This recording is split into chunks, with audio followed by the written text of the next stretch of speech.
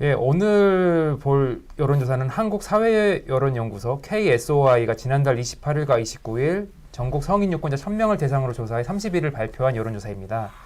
이게 신뢰 수준 3.1% 플러스 마이너스의 자세한 내용은 중앙여론조사심의위원회 참고하시면 되고요. 예, 가장 중요한 양강 지지율이죠. 윤 후보가 41.6%, 이재명 후보가 37.9%로 나타났습니다.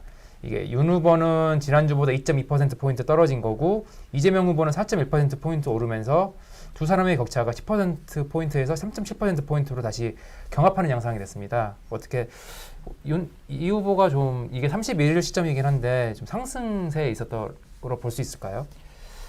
뭐 이제 추세를 여러 차례 이제 말씀을 드렸는데 그 즈음 해가지고 한 4개 언론기관에서 여론조사 결과 보면은 거의 뭐 3%포인트 오차범위 내에서 박빙이거든요. 어떤 건 좀 보면은 이재명 후보가 오차범위 내에서 앞서거나 아니면 윤석열 후보가 오차범위에서 앞서거나 그러니까 그걸 가지고 이제 누가 우위에 있다고 좀 말하기는 굉장히 어려운 혼전세라는 건 좀 분명해요. 3%포인트 오차범위 내 안팎에 있는 걸 가지고 누가 우세하고 뭐 상승세에 있다고 단정하기는 어렵지만은 어떤 이슈에 따라 유의미한 변화가 있는 건 분명히 사실인데요. 어제 앞서 말씀드렸듯이 TV 대선 토론회가 저는 상당히 좀 이번에 표심을 특히 이제 중도층의 어떤 표심을 향방을 가늠하는데 분기점이 되지 않을까 생각을 해보면서 아마 이번 다음 주 주초나 주중반에 나오는 여론조사 결과를 보면은 그게 제대로 된 민심을 좀 보지 않을까 좀 기대를 좀 하고 있습니다.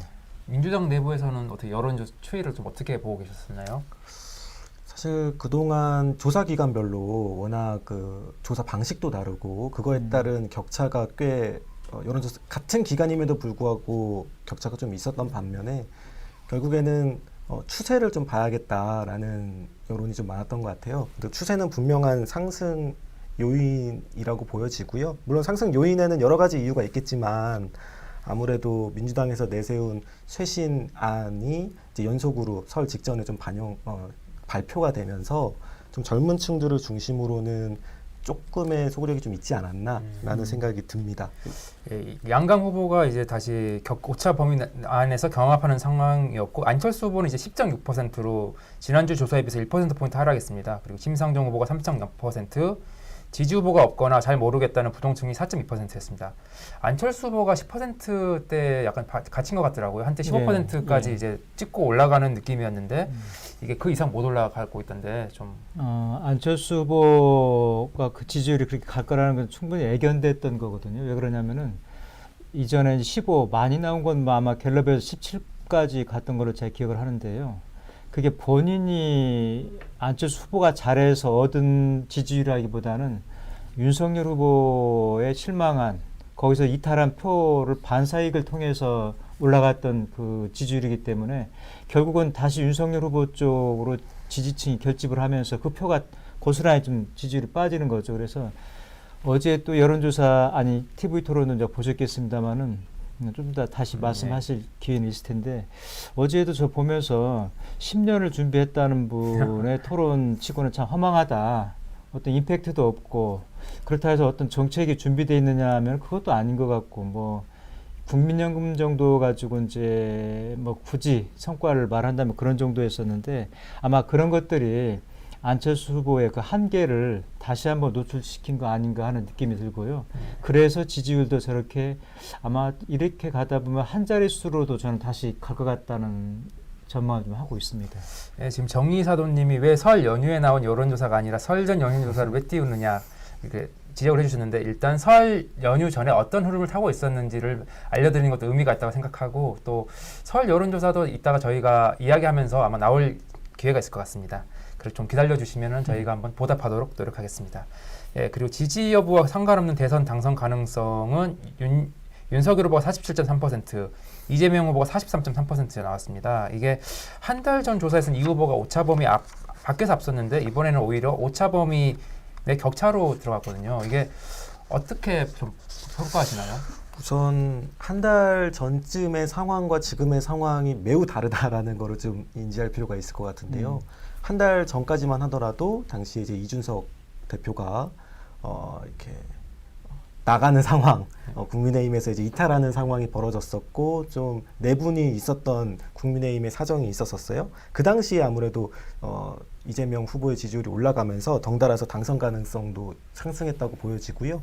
이번에는 아무래도 그 사이에 많은 변동이 있었고 현재까지는 이 조사까지는 윤석열 후보가 앞서는 조사 결과였었기 때문에 아무래도 당선 가능성 측면에서도 자연스럽게 비례해서 올라간 측면이 있지 않았나 싶습니다. 예, 그리고 차기 대선 성격을 보면 이제 정보 심판론이 49.1%가 나왔습니다. 그런데 이게 사실 53.9%에서 4.8%가 이제 줄어든 거고, 이제 국정 안정론은 41.4%가 나왔는데 이게 34.9%에서 6.5%포인트 올랐습니다. 그러니까 그 두 후보의 지지율은 오차 범위 내에서 경합을 하고, 또 정부 심판론과 안정론이 또 약간 좀 붙었다고 그래야 하나요? 좀 그렇게 가고 있더라고요. 결국 설 전 흐름은 민심이 이게 박빙으로 흐르고 있었다. 좀 그렇게 보면 될까요? 그렇죠. 예. 그리고 이제 이게 선거가 종반에 치달을수록 이제 지지하는 적극적인 지지층 말고요. 중간에 있는 중도층이라든지 이런 부동층은 정말 이제 현실적인 표를 의식하지 않을 수가 없거든요. 어떤 사람한테 이게 조금 모자라더라도 그래도 누가 국가를 운영하는데 타당할 것인지를 따져볼 수밖에 없다는 점에서 아무래도 이제 이재명 후보가 시장 기초단체장하고 광역단체장의 행정 경험을 했지 않습니까? 그래서 이런 것들이 국정 운영의 연장선상에서 국민들은 좀 긍정적으로 보는 거고요. 윤석열 후보 같은 경우는 문재인 정부의 대항을 통해서 본인의 지지율을 끌어올리긴 했습니다만은 검사라는 직군이 어떻게 보면 특정한 직군이잖아요. 그래서 한정됐다. 그래서 과연 이분에게 국정을 맡겼을 때 제대로 할 수 있을 것인가, 그런 퀘스천 마크가 이제 따라 붙으면서 정권 교체율은 여론이 조금씩 줄어들지 않나, 이렇게 좀 분석을 하고 있습니다. 그리고 이번 조사에서는 또 정책과 공약을 잘 이행한 후보가 누군가도 물었는데 이재명 후보가 41.4%가 나왔고 윤석열 후보가 37.6%가 나왔습니다. 사실 보면은 그동안의 여론조사 보면은 꾸준히 이재명 후보가 더 일을 잘할 것이다. 그런 판단이 국민들한테 있는 것 같더라고요. 사실 그런 거에 좀 초점을 둬가지고 민주당에서는 좀 공략을 해야 하지 않을까요? 네, 동의하는 바이고요. 사실 이런 긍정적인 질문, 그러니까 후보의 어떤 능력이라든가 수행성 같은 질문들을 할 때도 사실 지지율과 연동돼서 나타나는 경우가 그동안은 굉장히 많았는데 이번에는 특이하게도 그리고 이재명 후보에게서 꾸준히 나타났던 현상이지만 일은 확실히 잘할 것 같고 추진력은 확실히 있을 것 같다라는 이미지는 분명히 있는 것 같습니다. 그래서 아마 이제 미래 비전을 보여줄 수 있는 후보의 이미지로서 좀 더 다가가기 위해서 어제 토론에서도 이재명 후보가 이야기하지 않았었나 싶습니다. 네, 그리고 끝으로 지지 후보 교체 의향을 묻는 질문에는 이제 84.8%, 85%에 가까운 그 응답자가 계속 지지하겠다고 했습니다. 자신의 지지 후보를. 그리고 13.6%가 교체할 수도 있다. 그렇게 나왔네요. 그리고 잘 모르겠다는 1.6%.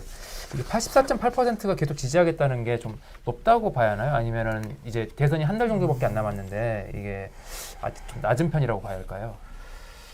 글쎄, 뭐 통상적인 추이가 아닐까 싶고요. 오히려 저는 이제 그것보다는 지지 후보를 아직 결정하지 못했다는 이제 다른 여론조사 기관을 보면 한 30% 정도 되거든요. 뭐 KBS에서 한 거하고 또 리얼미터든가요. 뭐 이 TBS가 의뢰한 거. 그럼 네. 보면은 아직 결정하지 못했다가 30%에 달한다는 것은 아직도 부동층이 있다는 거예요. 그러니까 윤석열 후보도 이재명 후보도 본인들이 그 정당이라든지 정권 교체 여론보다 낮고, 또 이재명 후보 같은 경우는 문재인 대통령의 국정 수행 지지도보다 낮고, 이런 것들이 보면은 자기 지지층에서조차도 온전하게 100% 그 지지율을 이제 흡수하지 못하고 있다는 거예요. 그래서 이제 그게 좀 과제일 텐데, 어쨌든 계속해서 지지하겠다는 게 84%대라는 것은 적극적인 지지층이 어쨌든 거기에 들어와 있기 때문에 이제 그런 정도가 나타난 거고, 관건은 한 30% 정도에 머물러 있는 이 중도층을 어떻게 마음을 움직일까 하는 건데, 그런 부분을 아마 이 양 캠프에서도, 물론 이제 4개 캠프이긴 합니다만은 고민하지 않을까 싶어요. 상 단장님도 어떻게, 교수님의 분석을 어떻게 생각하시는지? 네, 당연히 동의하는 바이고요. 이제 점점 시간이 지나갈수록 후보에 대한 이제 결정과 더불어서 이제 충성도라고나 할까요? 그것이 점점 강해지는 시기가 이제 도래할 것 같은데, 이게 KSOI의 저번 주 조사에서도 이 지지 후보 교체 의향 문구가 있더라고요. 그 일주일 상간에 보니까 저번 주에는 78%였었습니다. 그러니까 한 주 만에 6.8%가 상승을 하는 이제 결과를 보여줬었는데 뭐 당연히 조사별로 차이가 있습니다만 점점 이제 결정이 되어지고 있다. 그리고 그 공간이 굉장히 줄어들고 있다라는 건 우리가 알 수 있을 것 같고, 그리고 아무래도 얼마 남지 않은 부동층이지만 상당 부분이 좀 젊은 층들에 있지 않을까 하는 또 추정도 해볼 수 있을 것 같습니다. 네, KSOI 여론조사 말고 다른 조사 보면은 확실히 2030 세대 쪽이 좀 지지율이 좀 왔다 갔다 하는 게 좀 보이더라고요. 그렇죠. 지역별로도 그렇고 호남에서 보면 오히려 윤석열 후보와 이재명 후보 차이가 별로 안 나는 거 보면서 단적으로 네. 그래서 또 이준석 대표가 막 호남에서 20% 잡을 수 있다. 다 2030의 그런 약간 좀 유동적인 마인드를 공략하는 것 같더라고요. 예, 지금 프로블럼 노우님께서 내리라고 이번 여론조사 마음에 안 드신 것 같은데, 예, 여론조사 이제 언박싱은 여기서 마치고 어제 있었던 토론에 대해서 좀 본격적으로 이야기해 보겠습니다.